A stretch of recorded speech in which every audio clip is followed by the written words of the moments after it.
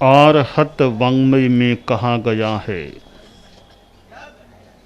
कुसज्ञे जह ओस बिंदुए थोवम चिट्ठई लंबमान एवं मनुयान जीवियम समयम गोयम मापमाये। उत्तराध्ययनानि, उत्तराध्ययन 32 आगमों में से एक आगम है। उसमें 36 अध्ययन हैं। उसके 10वें अध्ययन में एक संदेश परक विवरण मिलता है। गौतम के नाम मानो कोई संदेश दिया गया है। एक संदेश यह है कि यह मनुष्यों का जीवन बहुत ही अनित्य है।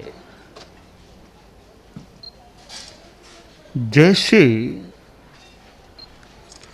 कुश की अग्रभाग पर, कुश के अग्रभाग पर ओस बिंदु है, लटक रही है।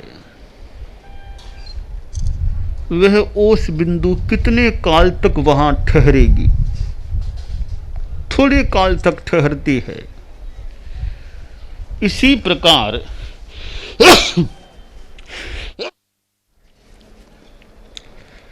मनुष्यों का जीवन भी अल्पकालिक होता है। प्राचीन काल में मनुष्य थे, यौगलिक काल जिसे कहा जाता, उस समय जो आदमी होते थे उनका तो लंबा आयुष्य होता था। पल्योपम जैसा आयुष्य, 1 पल्योपम, 2 पल्योपम, 3 पल्योपम, गणना से भी आगे का कालमान। जैन दर्शन में काल चक्र बताया गया है। उसके 12 अर, 6 अवसर्पिणी काल के, 6 उत्सर्पिणी काल के, कुल 6 12 आरे अर होते हैं। वर्तमान में अवसर्पिणी काल है। इसमें आयुष्य कम होता जा रहा है।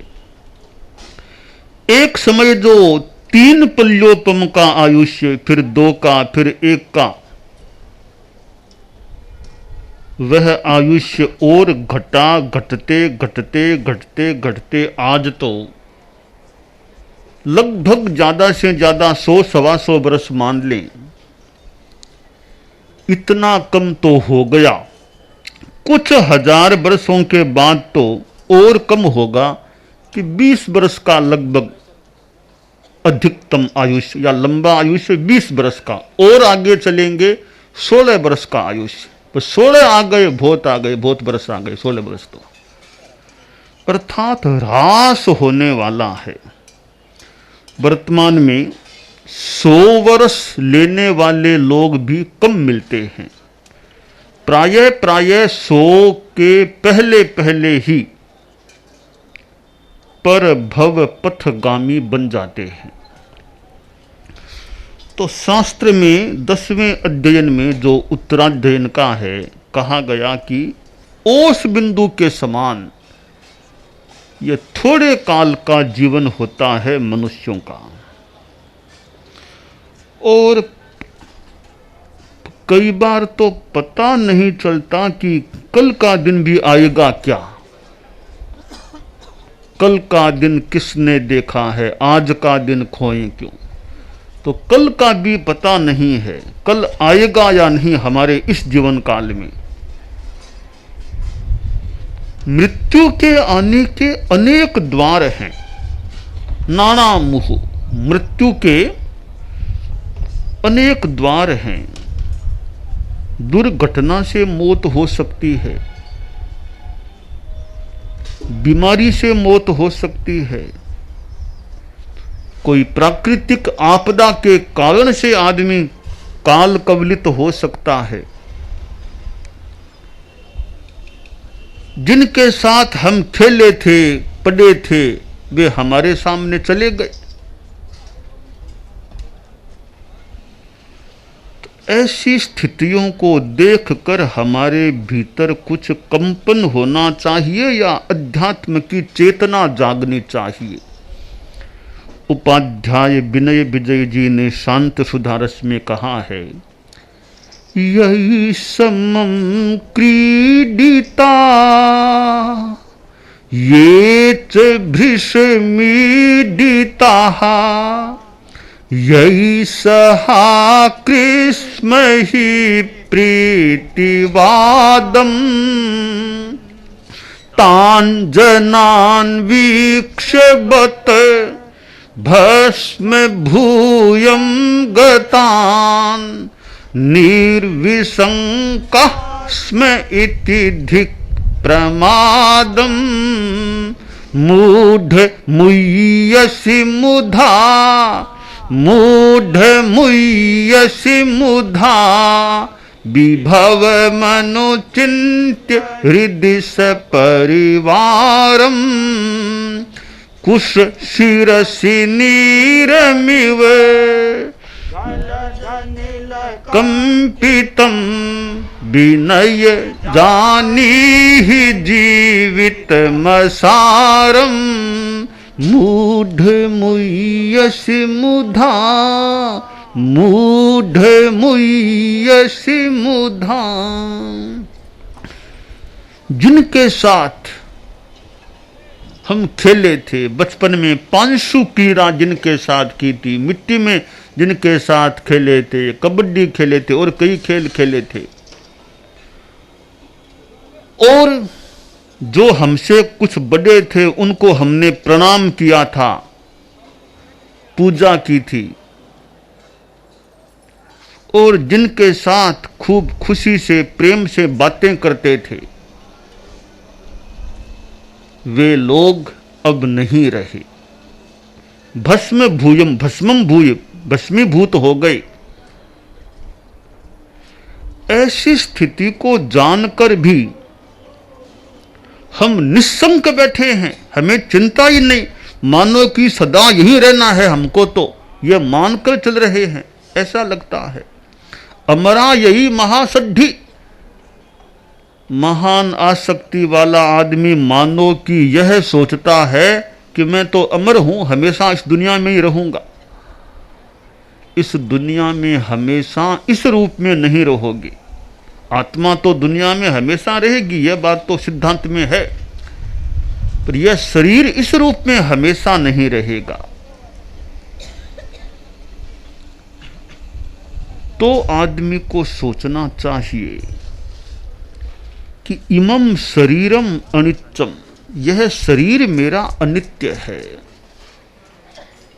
अध्रुवाणि शरीराणि विभवो नैव शाश्वतः नित्यम सन्निहितो मृत्युः कर्तव्यो धर्म संचयः।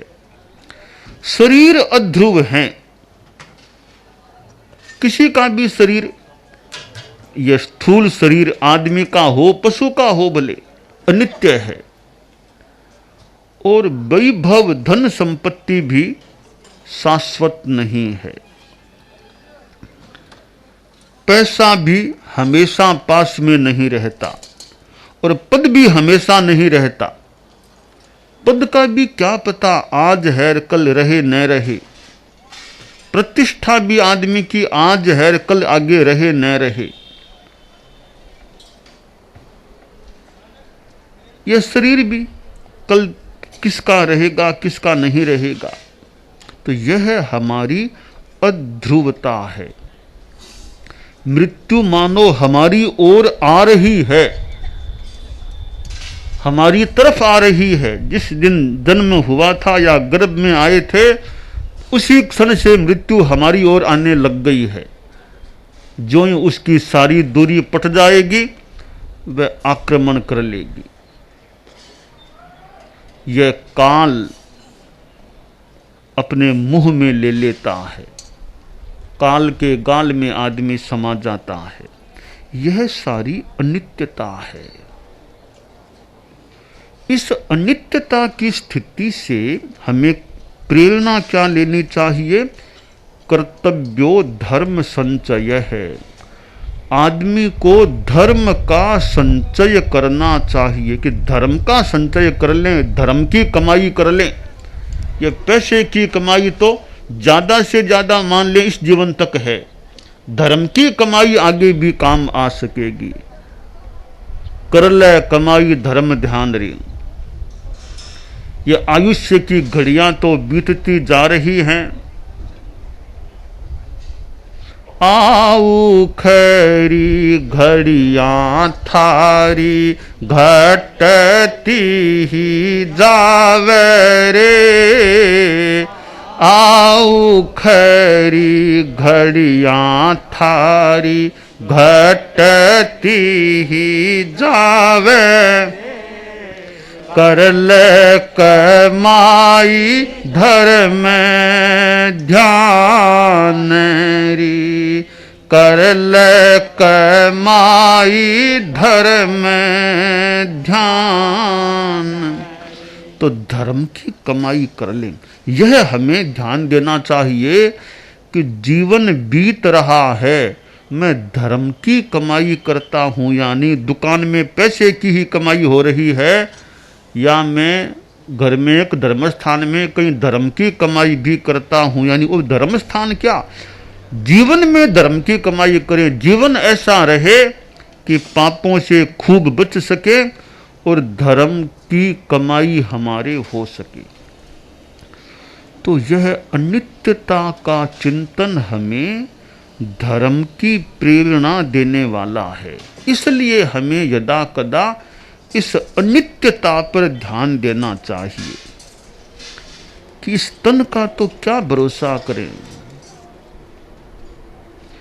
गीत में यह भी कहा गया, ई तन रो पल रो भरोसो नहीं। ई तन रो भाई ई तन पल रो भरोसो नहीं। ई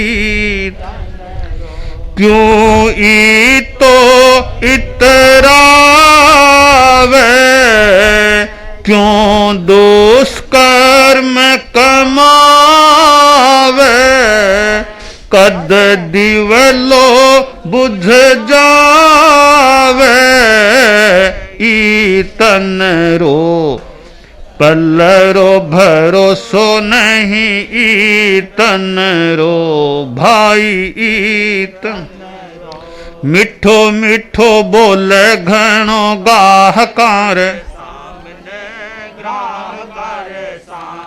मिठो मिठो बोले घणो ग्राहकार सामने ग्राम। ताकड़ी में तो ले जाना भूल जावे राम ने। भूल जावे राम ने भूल। कल मैंने क्यों तले वारे बनावे।